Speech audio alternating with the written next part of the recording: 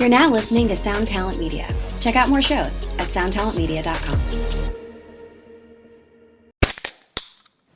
Hey, what's up, everyone? I'm Matt McGackie, the vocalist of Cryptopsy and the host of the Vox and Hops Metal Podcast, where I sit down with fellow metal musicians. We talk all about their lives and music while sharing killer craft beers. If you've ever wanted to sneak backstage and share a beer with one of your favorite musicians, well, Vox and Hops is the podcast for you. This week on the podcast, I dropped an amazing episode with Steve DC and James Foster of Strig Empire. There's this episode and over 440 other ones to help you enjoy life, metal, and craft beer. So what are you waiting for? It's time to become a Vox and Hops head. Cheers! What is up, good people? Welcome to another episode of the podcast. Welcome back to it, and thank you for being here. I am really glad this episode was able to come out finally. I actually recorded it several months ago, and the platform that I used to record this on had some sort of mishap, and I was missing the last 20 minutes of the conversation and the Patreon section of the podcast, which was a real bummer because John and I got into some great conversations.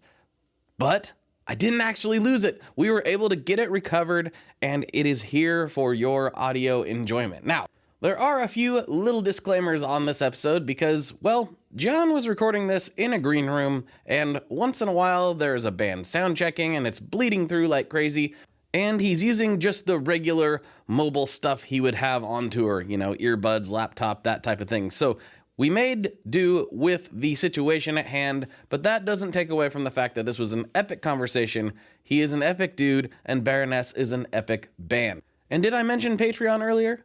Because it's a short one, but it is a really good one this week. There is a bonus episode with John over on Patreon. So if you'd like to support the show, you can go to patreon.com/tonemob, where for just $5 a month, you can get extra bonus episodes beamed right to your ears every single week. Thank you to everybody who's doing that. It is a massive help. I can't even begin to describe to you how much that really helps keep this thing going. It's huge. So thank you to everybody that does that.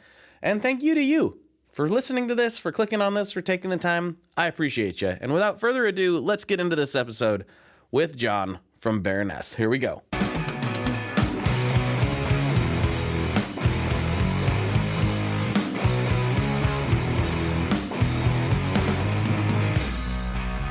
Hello, everyone. Welcome back to another episode of the Tone Mob Podcast, a show about guitar stuff, occasionally, sometimes. I'm your host, Blake Wyland. With me today, I have John Baizley from Baroness. What's going on, dude? Not much. Just enjoying the comforts of Edmonton's Union Hall backstage. How is it in Edmonton? Is it cold? It's not as cold as we thought it was going to be. So it's like, I don't know. I mean, well, okay. So you're American. So yeah, it's in the 40s. We're talking Celsius all day here. So okay. Yeah. Trying to head math. What's a kilometer? Exactly. I don't know what any of this means. Yeah. Not as much as a mile. That's right. Good old American mile. That's what we're all about here. So how's tour been? I know it's been it can get a little crazy. I know you guys came through Portland and we were going to hang out and it didn't happen, but that's just the way tour goes sometimes. But how's it been overall? It sure is. It's been great overall. Yeah. I mean, these have been some of the best shows we've played in a long time. So, especially up here in the Pacific Northwest, our Portland, Seattle, Vancouver shows, they were just like, we did 3 of those. It was amazing. Just great shows. Awesome. Great audiences. Awesome.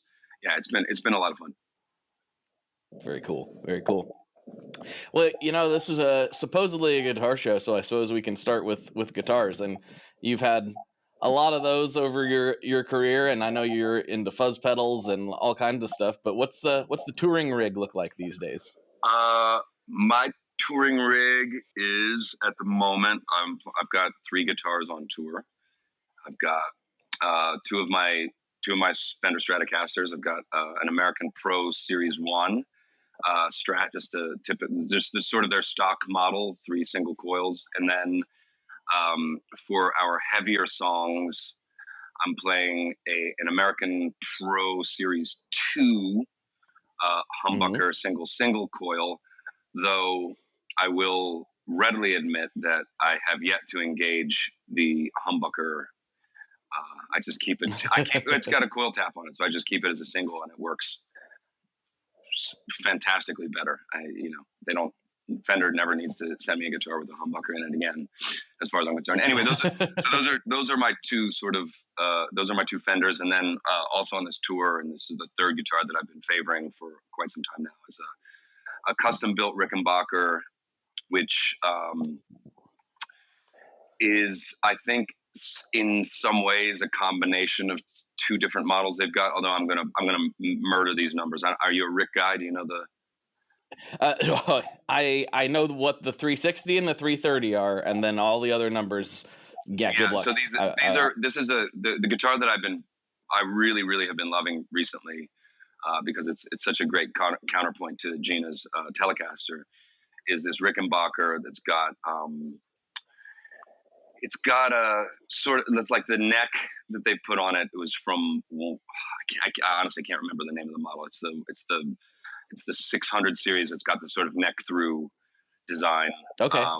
Yes. Sort of fatter. It's like more of a rock and roll style neck setup.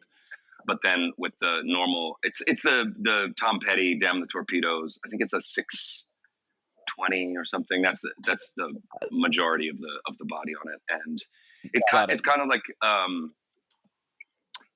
I had this sort of dream guitar that I've been thinking about for years, and sort of scouring Craigslist and Reverb and eBay and seeing if I could find one. And of course, this was a guitar they made in the 80s, like 86, I think.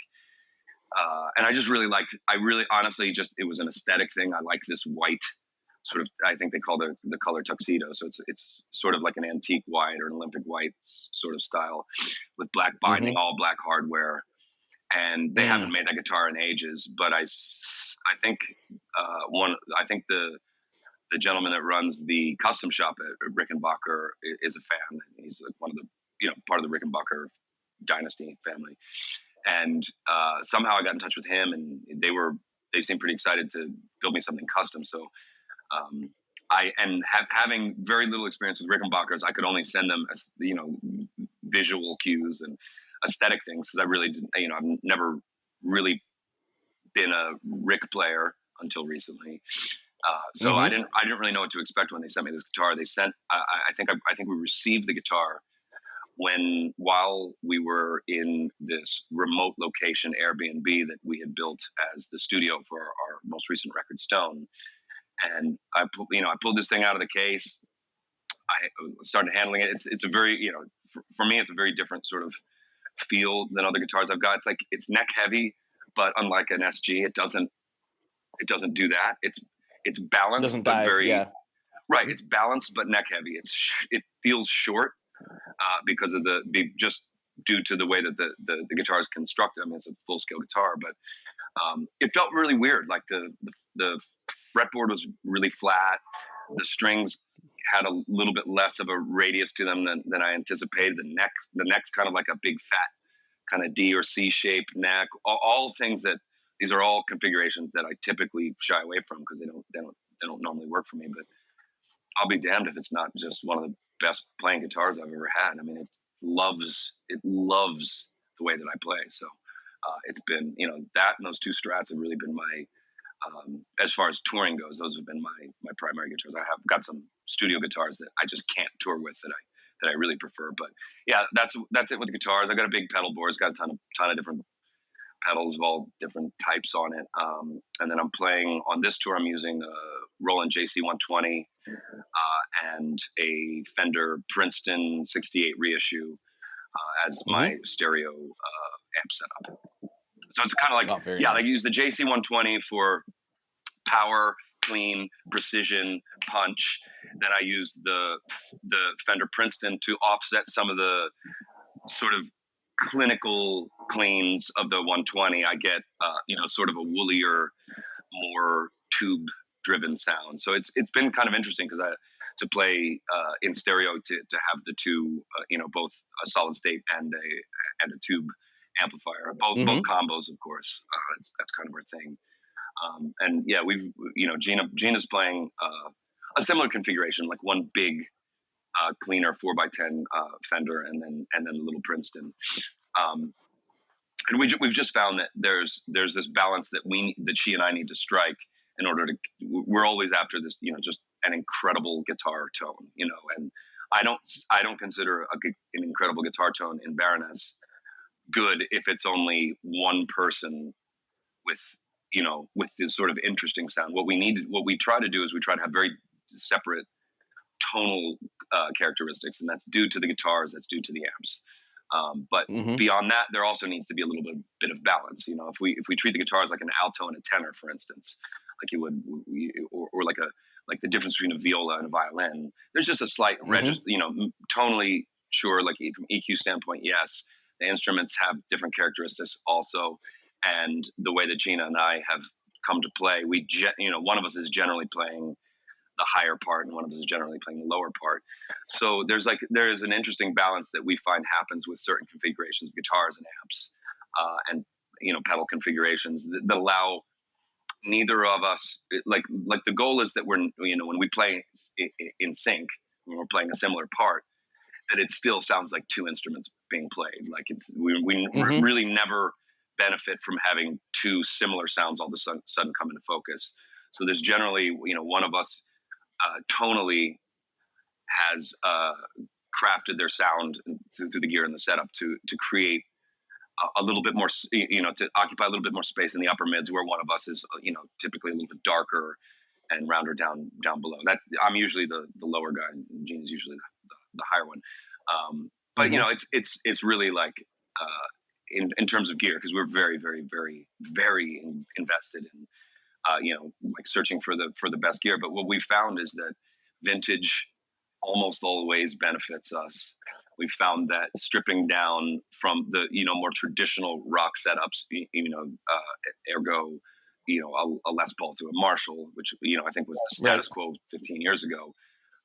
We've found that over the years that sound, while it does certainly carry a little bit more weight, doesn't allow the particulars and subtleties of the way that we express ourselves through our instruments. It doesn't allow that to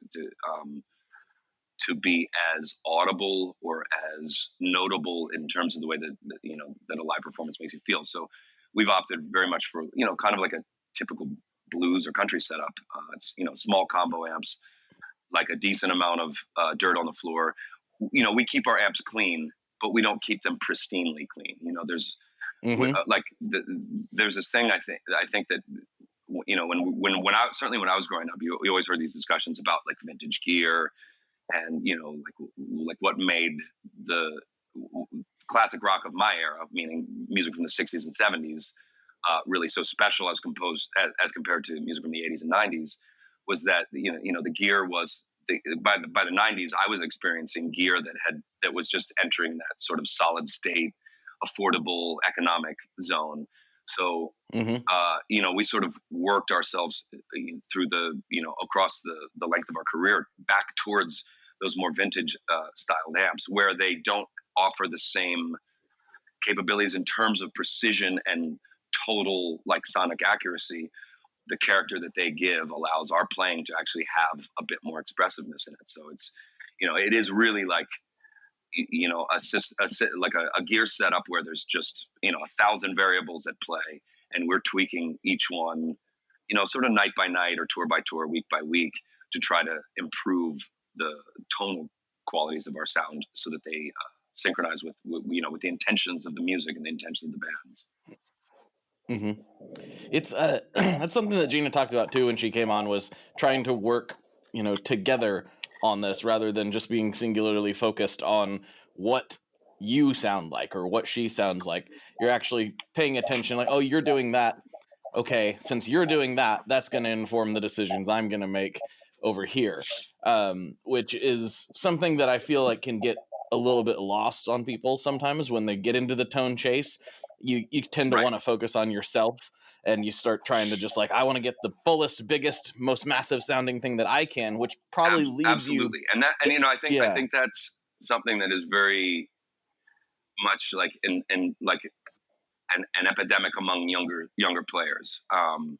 Or maybe the best way that I can put this is that I think the greatest lesson that or the greatest realization, the greatest lesson, the greatest one of the most important aspects of being a band member in a band, I will differentiate between being a musician who's playing with an artist who's like a solo artist or something. So like, commercial music or whatever, we've got, the name at the top of the marquee and you're a backup player. Well, then your role's different. But in a band, there's this balance between being a musician with an audible personality in a recording, and being a soloist or the person who's getting the most attention. I see those there's a subtle difference between those. I think that, let me get back to my point. I think that the greatest realization and the most important humbling aspect of being a band member is realizing that your role is never to is never to direct people's attention towards you.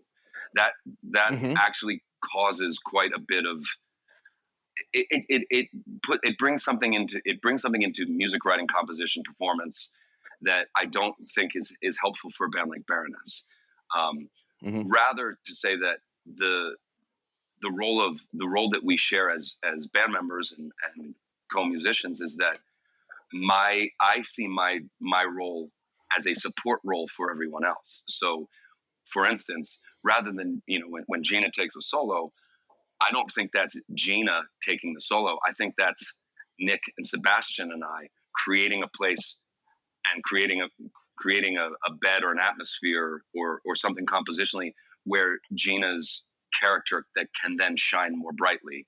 And so that doesn't mean that Gina has to do anything different. That means we have to adjust our support music and our and the moves that we're doing to help her shine a little bit more brightly. And I think that stands in stark contrast between the other way of doing it, which is where the soloist or the lead or the person who's doing the audible, the vocalist or the drummer, whenever the fill happens, it's always about us getting out of the way and allowing that musical statement to be made by a singular person, rather than the singular person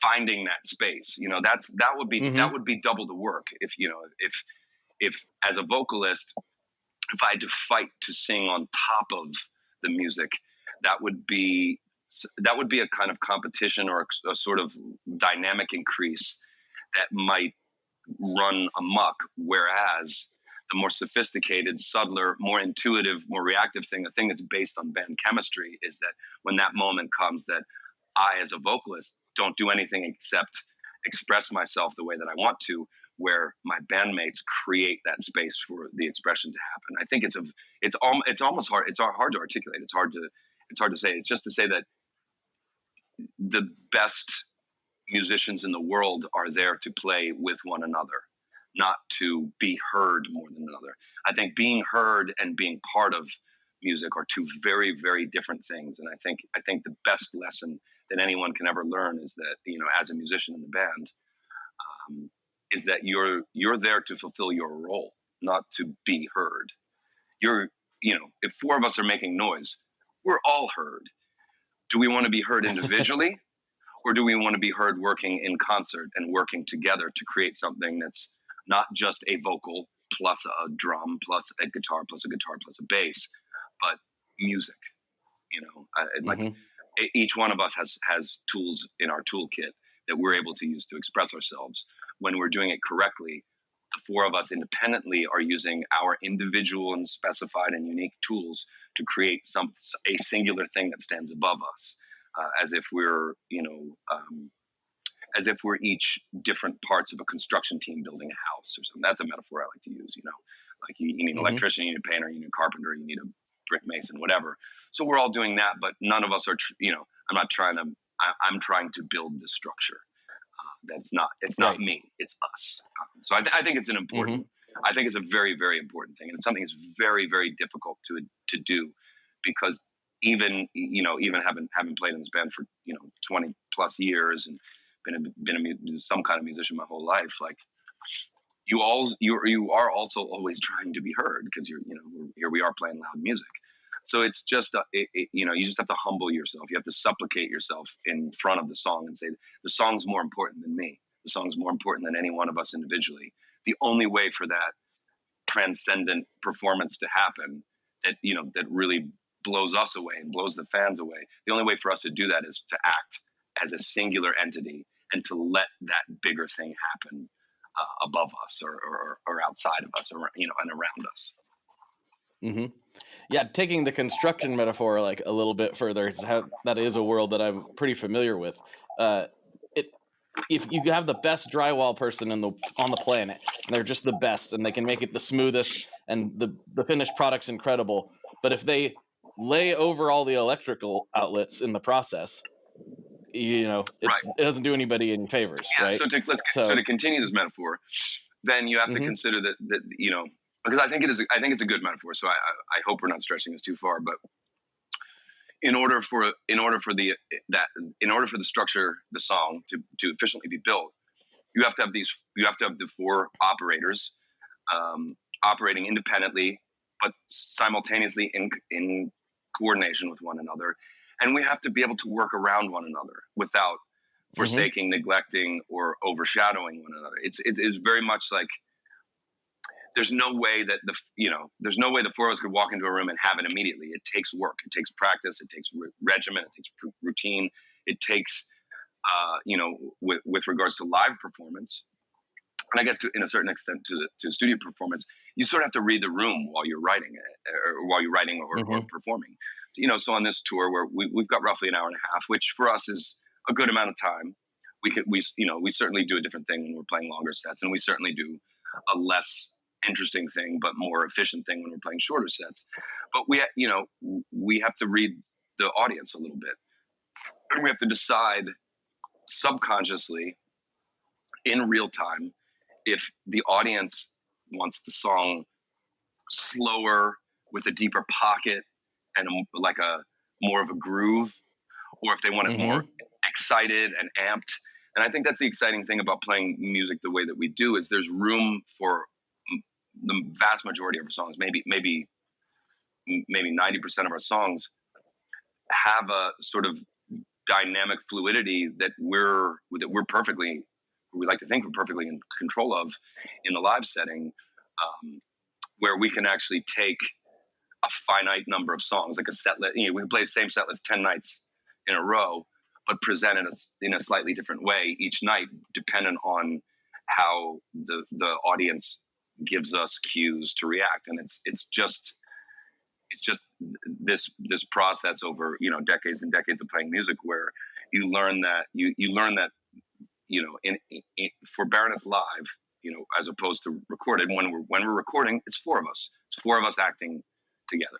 When we're live, there's a fifth entity. That's the room. That's the audience, and the audience gets to be this sort of mysterious, mystical force that tells us exactly how to do those subtle things.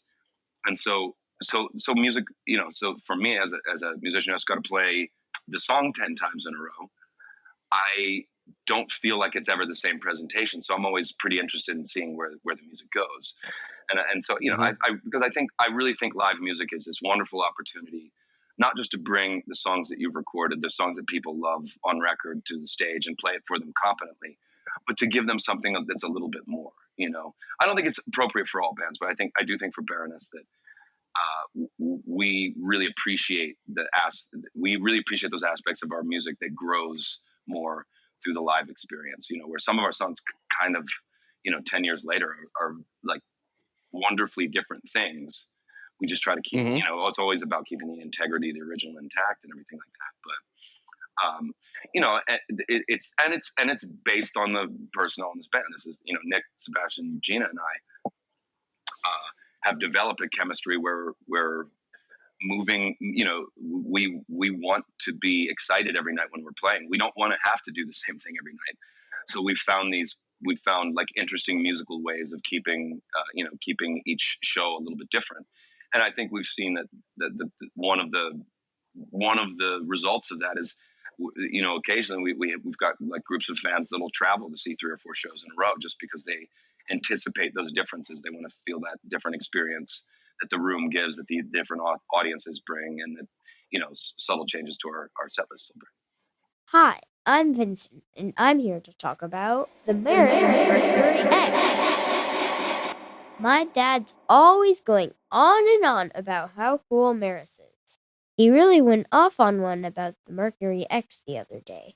He said something about a 4,800 hertz sample rate and 99 preset locations in 33 banks, and something along the lines of the most advanced reverb pedal ever devised by man?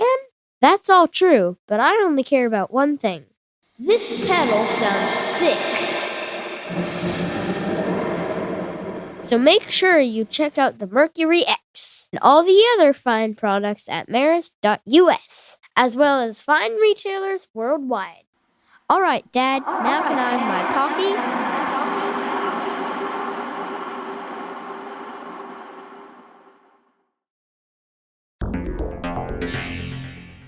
How exactly do artists get their music on Spotify, Apple Music, Deezer, Tidal, all these services? How in the world do you get your music there?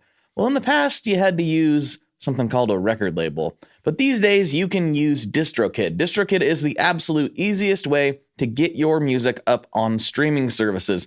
And it's the most affordable way to do so. Not only do plans start at $22.99 for the entire year, that's less than $2 a month, DistroKid also does not take a cut of your streaming revenue, unlike some other services out there.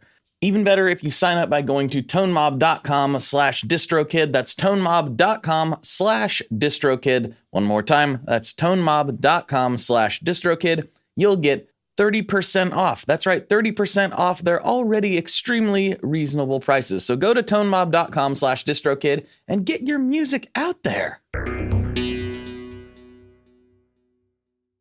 We are brought to you today by Sweetwater, specifically the Gear Exchange. You may have heard about this. This is a place where you can go to buy and sell your used gear. Maybe you got a pedal over there that's just kind of collecting dust. Maybe there's something you've been eyeing from the Sweetwater catalog. Well, right now is a great time to turn that unused gear into something you're actually going to use. Even better, if you sell on the Gear Exchange, you can keep 100% of the sale as long as you choose a Sweetwater gift card as your payout method. That is not too shabby because, let's be honest, most of this buying and selling we do is just to fund new gear purchases, and that is a great way to reach a wide variety of customers and keep 100% in your pocket, or rather on your pedal board. So go check out the Sweetwater Gear Exchange and turn that unused gear into something that's actually going to help you write that next huge riff. That input from the audience and you guys reacting to it, is that a result of the chemistry of the band as it exists now, or has that been a conscious exploration that you've kind of a journey you've personally taken as the band has continued to evolve and exist over all this time? Is it intentional, I guess, is my question, or is it something that happens sort of naturally? Well, honestly, I think the answer is it has to be a little bit of both, because if it was just willpower and I said, okay, well, this is what we need to chase consciously, it would be very difficult to achieve that without the particulars of our chemistry guiding that direction. So it's not externally conscious. We don't set the goal out verbally. We don't have that in the front of our minds all the time. But I think what's more important is that that idea is something that's familiar and desirable for us, and then we take our real chemistry and we see how we can use that to move and progress. But it really based, like, Baroness is always based on those four specific people playing in it. So whenever when Gina joined the band, they're like, well, do you think this will change your band? I was like, yeah, of course. I'm like, well, what do you how much do you think it'll change? And I said, by 25%. I mean, it's just, you got to do the numbers. Right. Hopefully when one, in a 4-piece band, everybody's a quarter of the sound. Hopefully that's an audible thing.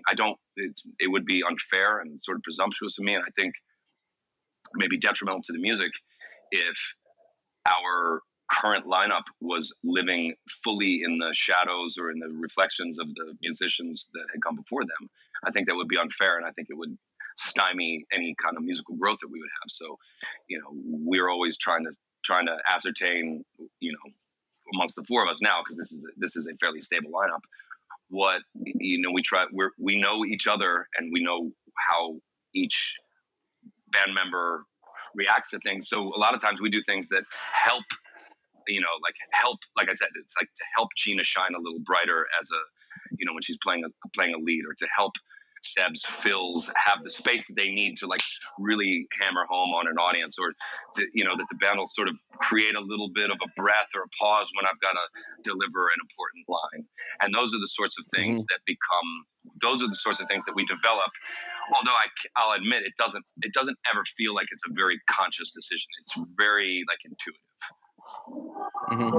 And I assume that extends to the writing process as well, not just the performance itself.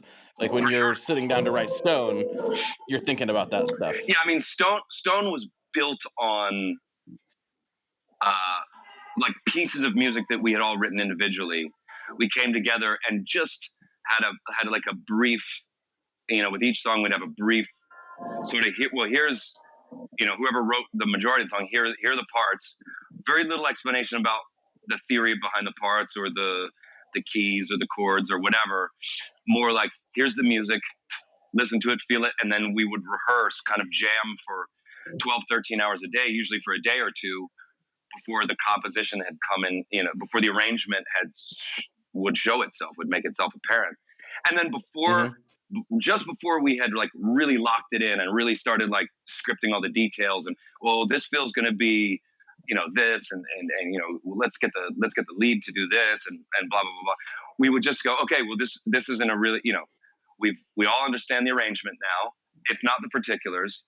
Let's press record, and each time we track this song, we'll get a slightly different feel, because so much of it's based on reaction, so much of it's based on sort of feeling in the recording space, feeling the room and going, okay, I sense the anticipation of Seb about to do something with the drums. So I'll back off as a guitar player. I'll back off and make sure that he's got that space to throw it out there. And I think we were all doing that. So yeah, it very much became, for Stone specifically, a huge part of the writing process, just intuitively letting the music tell us as the musicians where to push it. I know that sounds like super artsy, whatever. But that's truly how we approach this. Whereas there have been records in the past where everything's been written out and very organized and very structured, and then you're recording and you're writing in a different way. You're going, okay, well, I know everything's finite. I know everything. I know if I do it this way, it's wrong. I know if I do it this way, it's right. So I just have to do it right as well as I can. Whereas with Stone, it wasn't as much of a binary wrong or right thing. It was like, well, all four of us did this here, and this feels hyped, or this feels dramatic and mellow, or this feels like a deep pocket, and then that would sort of be it. Not like, oh well, I'm playing a C minor here, so you have to play notes in this scale, or here's the root, play the root, please. That was a more organized way of writing that we used to do. I think with Stone, the interesting thing was that we would start a song, we had no clue what it would sound like by the time it was done. So the whole time it feels like we're inventing, and it feels like we're discovering things. And the rewards from that are just very different. The type of music that comes from that, I think, is subtly very different than the more sort of structured, organized, precise way of writing. Not to say one is better or worse. They're just both sort of fun to do. And since we have chemistry now, since we have lineup stability, we're able to build on more on the chemistry than on the theory and the structure of things. Do you think that you have to have the experience of writing in the more structured way before you can evolve to the more, I guess, feeling-based approach, or do you think you can do one without the other person? I don't think that we've ever done a record that is specifically one or the other. There's always the way that I write is very layered. It is very embellished. It has lots of, there are tons of details that do happen, and we do have to, we do have to put our thinking caps on for that sort of stuff. Mm-hmm. But I've found that the more experience, the more time spent with the group, the more we've jammed live on stage, the more time we've spent in rehearsal spaces, the more those decisions are made immediately without thinking anyway. So I think it's more a case that for the first time in our history in 15 years, the band members we're all very familiar with each other's musical habits and musical inclinations. So we don't have to script as much. It's just like extra steps. It's Mm-hmm. an extra step if I have to explain, here are the 5 chords of the chorus. And then that makes everybody think about those 5 chords, and then we're not quite as open to feeling a certain thing out. So you have to have the intention to do it. You have to have the kind of creative mindset and philosophy to do that anyway. I think you have to have a lot of, of course you have to build the chemistry. Of course you have to spend a lot of time learning how to intuitively play music so that you can write structured music without talking about it too much. And I think that because of that, like, I'll listen to almost every song on a record's got a moment in it where because I didn't write all the 3 parts, because we never talked about it, I don't actually know what everybody's doing. It's just some beautiful, magical, arrangement of pitches and chords and rhythms that is kind of mystifying to me. And so, I think it's critically important that musicians like us in this modern era, anytime we can find something that's not scientific or precision based, anytime we find magic or mystery or artistry or creativity or invention in our music, you just let it happen. You don't stop and think about it, because it'll disappear in a heartbeat. And so anytime that we're able to capture that on record, anytime we're able to harness that live, that becomes 100% the focus, because it is genuinely exciting when the automatic sort of free form music begins to happen, because when it begins to happen and the audience can understand it, when it's not just noise and chaos, but when there's something structured to the intuitive reactive response. Mm-hmm. So I can tell that, like, you're the type of person that this is just in your DNA, and Baroness is a pretty sonically wide-ranging band. But do you ever find yourself coming up with ideas or parts that you're like, this is really cool and I would love to explore it, but it doesn't fit the band at all? And if so, what do you do with those? Of course that does happen. I mean, it'd be pretentious of me to say that it doesn't. What I think we're good at is taking some of those ideas and impulses that don't sound like they're going to work, that logically don't make sense, creatively might not make sense in the abstract, and rather than go, okay, well, this isn't quite for the band, we will investigate it to a certain point. And I think I think another thing that's really critical for older musicians is to really learn how to trust your instincts more than your intelligence. Because if we all think back to when we were younger musicians, instinct was everything. Everything you did was unique and novel at the time. Like, oh my God, first time you play a power chord, you're like, just discovered something. So how, and I think that, for creative minds, or I think for human beings, what happens is when we're young, we have this ultimate wellspring of creativity and no filter and no humility or embarrassment or shame that prevents us from expressing ourselves. So every little kid, when they're 4-year-old, draws in crayons on paper. You give any kid at 5 years old a musical instrument, they're not going to make structured music. They're going to make sounds with it, though. However, when we hit adolescence and all of a sudden we're concerned about the way things look and the way things are, I think we learn, unfortunately, how to become embarrassed of self-expression. We learn that when we're truly expressing ourselves, sometimes that other people interpret that as funny, or other people are made uncomfortable enough around it, or have a reaction that isn't positive and supportive to us. So we just stop doing it. I'm never going to draw a picture again, because somebody laughed at that picture cat that I drew. Or I'm never going to make music again because I don't know how to make music yet. I don't know how to write. I don't know what the pentatonic scale is. So I a blues solo. And then you're like, oh, I'm not going to do this anymore because there's a little embarrassment with it.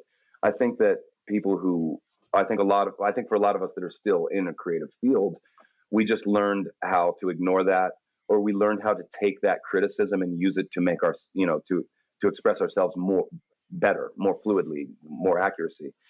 And so I think that as a mature musician and artist now, most of my job is not overthinking it. Most of my job, because I'm a very critical thinker, everybody in this band is very analytic at times. I think that is helpful in certain situations, but I think the other thing that we're good at is putting that on the shelf when we're playing music and just saying, that's awesome. It doesn't need to be complex. That's awesome and simple. Let's keep it. That's awesome and complex. Let's keep it. You have to learn how to access that like excited kid version of yourself. And it's not easy. I think my headphones are going out. I'm gonna switch. I was gonna say, I think they just died. Yeah, they just died. I could hear the change. I could hear when it went. Pew. Yeah. Yeah. So well, listeners, we're switching headphones right now. And don't worry, I can still hear you fine. So I think we're. Oh. There we go. Let's see. Now I got the cans on.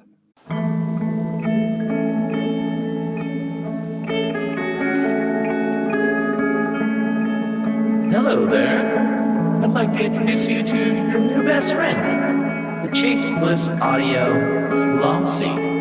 Lossy is a collaboration between Chase Bliss and Good Hertz. And it's meant to give you some control over those weird digital artifacts that come with very compressed audio. You're hearing it right now. All the changes that are taking place are strictly coming from my playing dynamics. I'm just interacting with the pedal and letting it do its thing. In some true stereo goodness. If you'd like some more details about Lossy, I'd invite you to head over to chaseblissaudio.com. I think you're going to like what you find. Hey, this is Scott from Fly on the Call. Each week I speak to a different musician, whether they're in an established band like Silverstein or the Wonder Years, or a band on the rise like Spanish Love Songs, Origami Angel, or Meet Me at the Altar. We discuss music and lyrics, the successes and challenges of being in a band, and more, as we get to the core of each artist. The show features musicians of diverse genres and backgrounds, so there's always a chance I'll be talking to your new favorite band. Listen and subscribe at soundtalentmedia.com.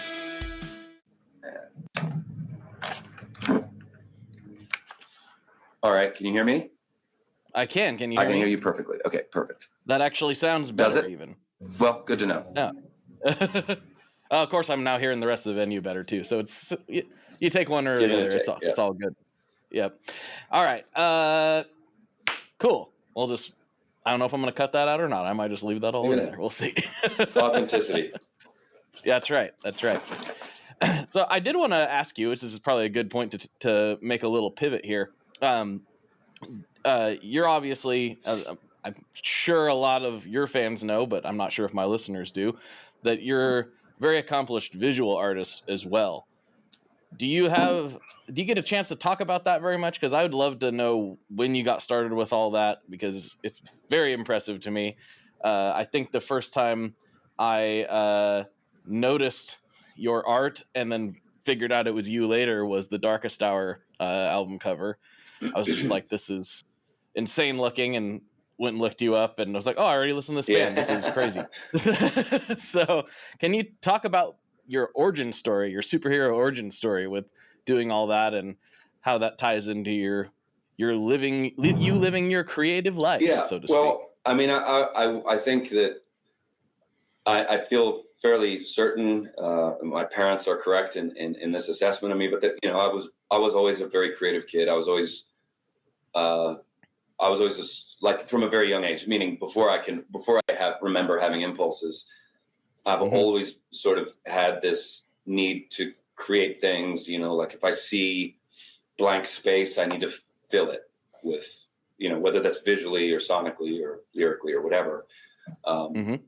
I see the space and I see a void, and I have an impulse to fill it. And, as I made mention, maybe in that last question, when I was young, I was very drawn towards visual arts. I was, and they came somewhat easily to me, much more so than music did. So almost all of my childhood memories are memories of drawing and painting and building and constructing and, just taking the chaos in the world around me and trying to make something of it, and I think when I was 8 or 9, I became interested in guitar, but, my parents had a little bit more of a background artistically than they did musically. So I got a guitar and, it was never in tune, and it only had 3 strings on it for 3 or 4 years. And when I didn't, when 3 or 4 years later, when I was like, probably, I guess 11 or 12, I still hadn't like tossed that 3-string acoustic guitar out. Then my parents realized, okay, well, he wants to play music too. And then I sort of taught myself how to play music from there. But artistically, like that was always a place, visually, I always felt comfortable expressing myself. I do like my notebooks in high school and middle school are just filled with drawings around, minimal bits of work. And it was always something that like if I had nothing else, I always had the capacity to create an image and the impulse to do so. In my 20s, when, in 2003, when we started the band, I neither considered myself professionally an artist nor a musician. I was just going through sort of a rough patch in life. I dropped out of school. I just, sort of been living off the grid for a number of years. And there was I don't know, I'd sort of given up on like actually off the grid a bit. Yeah. I mean, like I had like a motorcycle and I lived on the side of a river and deep in the county that I grew up in. I mean, I painted houses for a living, didn't have a cell phone or TV or anything else. I was going through a thing. I needed to dry out, clean out, get off all the substance stuff and, and find myself again. This is, I was in my early 20s going through that. And I eventually ended up in Savannah where we started the band. And, as soon as we had recorded some like demos and EP kind of stuff, I was like, well, this is as good a chance as I hadn't made art in a year and a half, 2 years, which is the longest I've ever gone still. And I just thought to myself, well, this music is clearly a great opportunity for me to begin to express myself visually again. So from the very get-go, Baroness was an art project for me. It wasn't a music project. It wasn't a visual art project. It was a place where where my poetry could find a home. It was a place where my visual art could find a home. And it was a place where my musical impulses could develop. So I've always used the band just as a place where my creativity can flourish. And, I think in the early days, I just wanted to be, I was looking up to artists like Pushead, who was doing all the Metallica stuff back in the 80s and 90s. And, some of my favorite album cover artists like Storm Thurgeson or Hypnosis, Roger Dean doing all the Yes covers, Joe Patagno doing all the Motorhead stuff. I mean, just like there's a million cover artists out there. And I thought, well, that's cool. That's something I can do. And we have a band and we have a recording. So it needs a cover. I'm not going to hire somebody else. What sense does that make?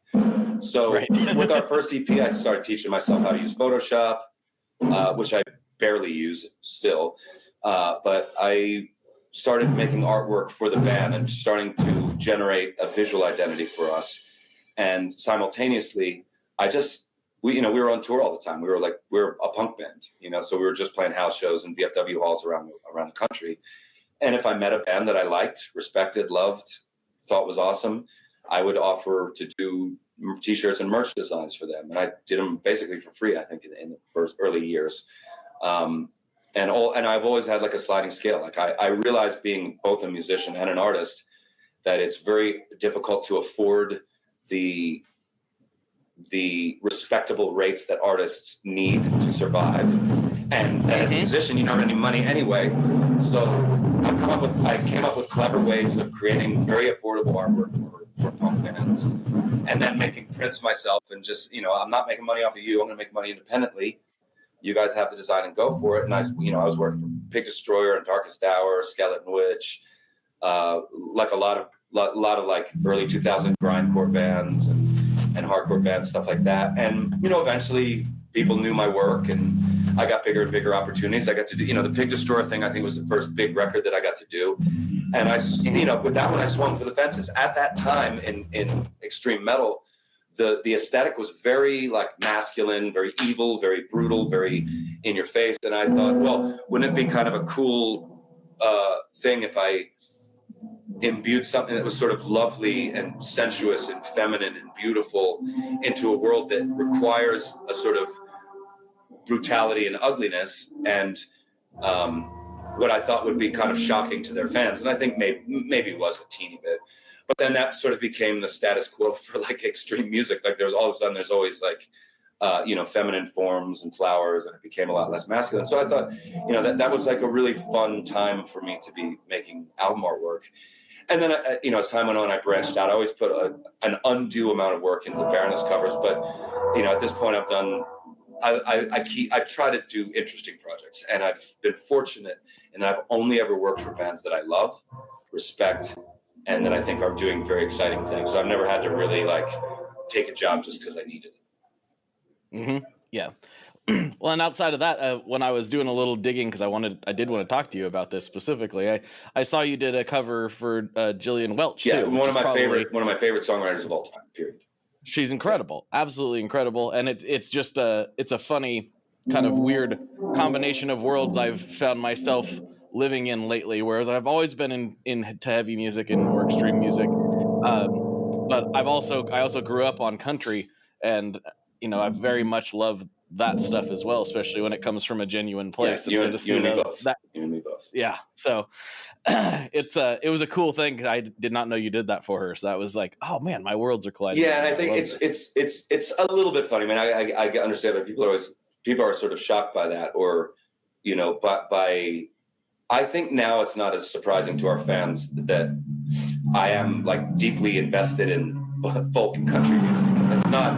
It's not like a mystery anymore to people, but I always thought it was weird that it even should be, because if you listen to any, like 75% of every Baroness song, if you take all the playing away, all the particulars of style, all the sounds and everything, if you distill them down to like essential fundamental elements of songwriting, they're pretty much all country songs. I didn't even realize that at first, because the way that I write, I sort of start with the complex voicings and chords, and it's only when I sit behind a piano or an acoustic and try to just figure out where the melody, what chords are underneath the melody, that I realize, oh, this is like a open G, open C, E minor, D. Like I'm like, this is like really classic sort of like sad folk or country, like music like sort of distinctly in the American tradition of melodic songwriting. And I've always tried to lean into it as much as possible, but it's projects like working artistically with Gillian, who's one of my primary influences. Not like I need to say that, like that was a project that came together organically. It just so happened that this dovetails with exactly my favorite like folk Americana country songwriter, and somebody who I've taken more lessons from as a musician than most of my other influences. I think I can boil my influences down to about 5 songwriters. She's one of them. So that was a really, really incredible project for me to work on, because I got to, visually get in there, but to see all of those points of connectivity between, the heavy music that we make, from the part of the music industry that we're part of, sort of connecting to the, the songwriting part of the industry that she's from. And it was a really wonderful, sort of inspiring project to work on I think for all of us. It was really, really cool. Since you brought it up, I'm going to ask you a very unfair question that I'm sure is in flux a little bit, as it is with everybody. But Can you name those 5 influences? Obviously, you just named one. Yeah, well, but, so I'll say that a lot of times it's really just about the spirit in which these bands write. But for me, it's simple. It's not nothing crazy or out there or anything like that. But like, you know, Gillian Welch as a songwriter, Radiohead as a musical collective that pushes forward, Pink Floyd as a musical collective that pushes forward, Neurosis as a musical collective that pushes forward, and those, you know, but between those 4 artists, you know, and I think at one point in my career I was really into Queen. You know, I was just like, well, here's a band that like they do whatever they want. You know, like you call them a rock band, but they can do anything. You know, and I've always thought, well, you know, and Nirvana is like the reason I play music. So, so you notice amongst all of these, it's bands that craft songs, bands that aren't afraid of melody, bands that aren't afraid of breaking the boundary rules, bands that aren't afraid of asking the audience to come along with them rather than asking the audience, what do you want to hear? And when I started getting into music, I was into punk, because that seemed to me at the time like the place where the audience put a premium on your individuality, on your uniqueness. You know, when I was a kid discovering music in the 90s, it was Nirvana, it was Sonic Youth, it was Fugazi, it was Minor Threat. If it was, you know, Jesus Lizard, like those are all bands that have a very distinct sound. They don't sound like anybody else. Yes. And they wouldn't be very good if they sounded like anybody else. And nobody else would be very good if they sounded like them. So I really appreciated that idiosyncratic value that bands had.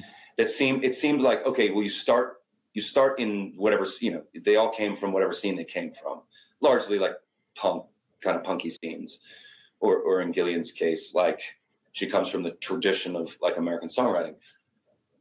But each one of these artists has chosen unflinchingly, unwaveringly to move in a direction that is genuine to them, come hell or high water, regardless of what the critics say, regardless of what the fans say.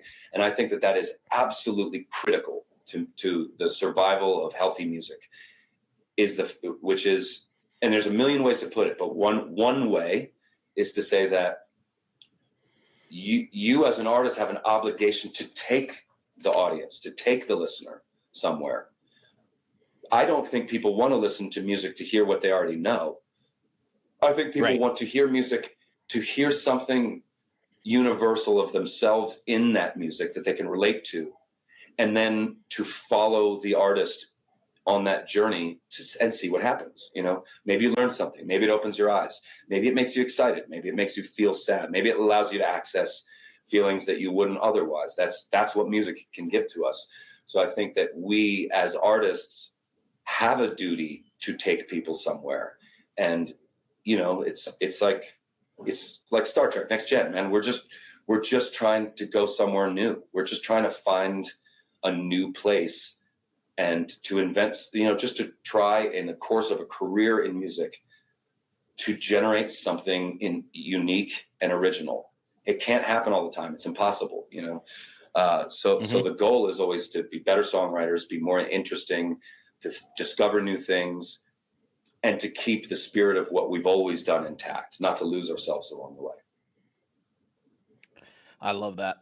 Well, dude, I think I could talk to you all day long, really, but I know you got things to do, and we got to let you do that. But we are getting to the end of the main episode, and I have a couple classic questions I like to wrap these up with. Let's do it. But before I do, I like to give the guests the floor. You're talking to a few thousand people right now. You can say whatever you want to say, shout out anybody you want to shout out, plug anything you want to plug, etc. Okay. I don't know. I'm not really good at the plugging thing. I think I think the reason we're talking here today is because we've got a new record out. It's called Stone. It came out in September. It's great. Yeah, it's our DIY record. We wrote, recorded, produced it ourselves, put it out on my label. So if I have anything to say, I would like to say to anybody listening, please support independent music. And I don't just mean independent musicians. I mean independent music. That's independent bands, independent artists, independent labels, independent music stores. That's the music community. It's very difficult to fight against the majors. It's very difficult to fight against the big companies. So we're trying to do our damage one step at a time and fight the good fight. But it's always support local, support independent. It's where your support matters to us. Anyway, Stone. Absolutely. I love that. Go check it out, everybody. It's a great record. And and if you need more Baroness interviews, go check out Gina's. She was on a few weeks ago, and it was also really, really good. A really, really good chat if you haven't listened to that already. So, all right, final questions. We got 2 of them. First one, what is your favorite Boss pedal? Oh, very good question. If I had to go lifetime favorite, it's the Overdrive Distortion, that yellow one. That was the first pedal I ever bought. That was the first pedal that ever got me into playing pedals. I got it because Nirvana I saw Kurt playing it all the time on stage. I don't use it anymore, but I still have it. My current favorite one on this tour, because I guess that's what I'm dealing with. All right. I really like the Wazacraft stuff, all of it. But I've just been tripping on the tremolo this tour. I don't know. It's a weird. It's a momentary thing. I can't say that Boss tremolo pedal is my favorite pedal of all time, but it's getting a lot of use on this tour. And I think, people are always like tripping on different tremolo pedals. You can buy them. You can get really expensive ones. Hey, that Boss one, the Wazacraft Boss one I've got, it's like $150, whatever. It works. It's beautiful. Fantastic pedal. Love it. That's awesome. All right. Final question. Maybe this one is a little bit more difficult. We'll see. What is your favorite kind of pizza? I like a good margarita. Yeah. Just classic. Good. Like Naples style, flat crust. Yeah. I mean, that to me, pizza is an exercise in subtlety and simplicity. So I think you can judge a good pizza by its most basic iteration, that being the margarita. That's the margarita. I think that's the ultimate test. It's even a more extreme test than the test I usually go for with a new place, which is a cheese slice. Cheese slice? But the margarita, sure. Yeah, I mean, cheese slice if it's that style pizza. But if they offer a margarita, I'll always go for it. Do you have a particular pizzeria that you love? You've been all over the world, so you've had more chances than most people to sample the pies. Well, and I also live in Philadelphia, so there's a number of great pie shops around us. I mean, I'm going to go Philly. I'm going to say Santucci's Square Crust. There's a place that we go to all the time. Our band really loves. There's one in Philly and there's one in New York. It's called Pauly G's. They do like love Pauly G's, the Freddie Prinze. Enough said. So good. Love Pauly G's. Absolutely. Good plug. Love that. Well, John, thank you so much for hanging out. We'll take a little pause here, see if we can drum up any shenanigans for the Patreon subscribers. That work for you? All right, everybody. John, this is Blake, and as always, folks, good luck and good tones. Alrighty, folks, I hope you enjoyed that episode. Again, if you want more, there's more over on Patreon, and there's some long ones over on Patreon. That's some really, really long ones. The John one is a little bit shorter, but that's all the time he had. He had to go, play a show or something. I know, weird, right? It's like he's a professional touring musician. Whatever. Anyway, they're not all like that. Some of them are about 20 minutes. Some of them are like 2 hours. 2 hours extra bonus content sometimes. Yeah, it happens. It just depends on how much time the guest has for me. I always budget a lot of time so I can get in as much as they have available. And these conversations are some of the best. I know. It sounds like a sales pitch, but it's true, because by the time we're all warmed up and we're loosey-goosey from the first episode, we really get rolling on the second bonus part. So if you'd like to hear that and you'd like to support the show, $5 a month will get you not only the bonus episodes, but also the ad-free feed. So if you could check that out, that would mean a lot to me. Thank you for everything, everybody. I really appreciate you. I can't tell you how crazy it is that I'm knocking on the door of a decade of doing this. It's wild. So this really means a lot to me. Thank you so much for everything for all these years. And I'll talk to you on the internet very, very soon. Thank you, folks. One last thing before we totally sign off here. I just want to remind you that if you do any shopping at Stringjoy, that's Stringjoy guitar strings made in Nashville, that will help me out as well. As I've said for years, I'm heavily involved in that company, and I really do think they're making the best products on the market. So if you would like to try custom strings, go to tonemob.com/stringjoy and check them out today. I seriously love what the team down there is doing.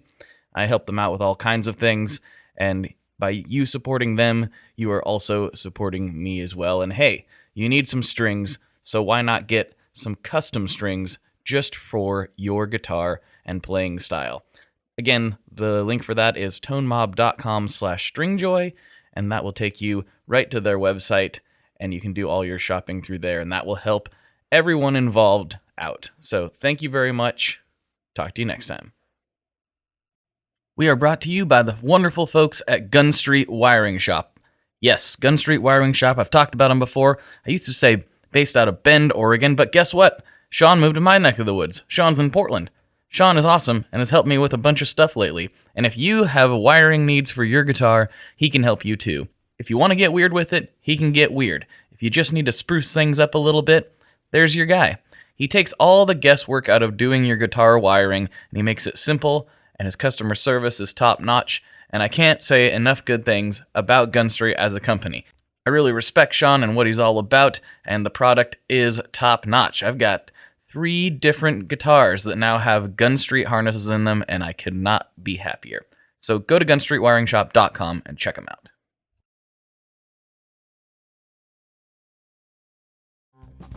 Hey, this is Aaron from No Simple Road. I'm inviting you to come hang out with Apple, Mel, and I as we talk with the musicians, artists, chefs, authors, and beyond from the world that turns us on. We're reaching into the improvisational music scene, the psychedelic culture, the festival world, and getting to know what makes the people tick that create those scenes. Come join us on the long, strange trip over at No Simple Road. Hi, this is Paul Phelps. And this is Monica Strutt. And we're from the Daily Music Business Podcast. We're joined by a number of other really great hosts in creating daily content with great advice for independent musicians just like you. That's right. We put out episodes daily on all topics from music marketing to branding, advice on signing with a manager and label, and anything else you need to up-level the business side of your music career. We've got it covered. Subscribe to the Daily Music Business Podcast today on your favorite podcast catcher. Subscribe today to the Daily Music Business Podcast on your favorite podcast platform.